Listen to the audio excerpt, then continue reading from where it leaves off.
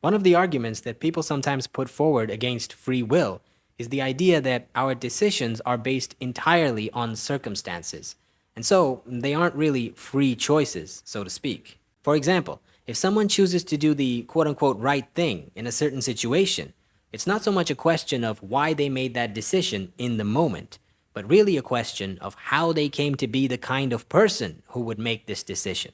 And all of those factors are out of our control. The idea is that we don't choose our genes, our parents, the culture we're born into, the way we're raised, the environment we had growing up, the things we were exposed to, so on and so forth. These are the things that shape our sense of morality and the worldview we have, based on which we then make decisions.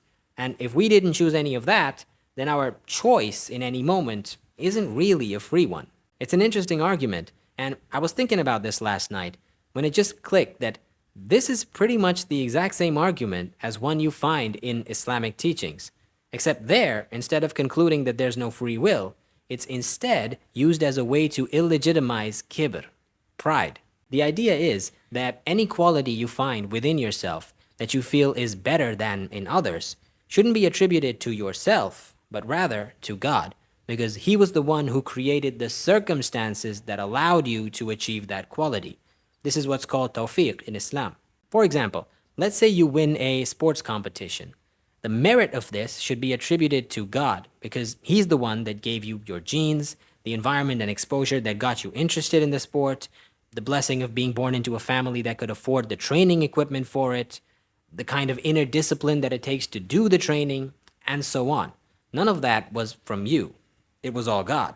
This is the philosophy behind the phrase alhamdulillah.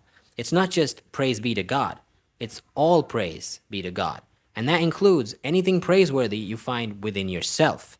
It is to be attributed to God because He's the one who made you the kind of person who could achieve this. I find it super interesting how almost the exact same argument could be used to reach quite a different conclusion depending on how you approach it.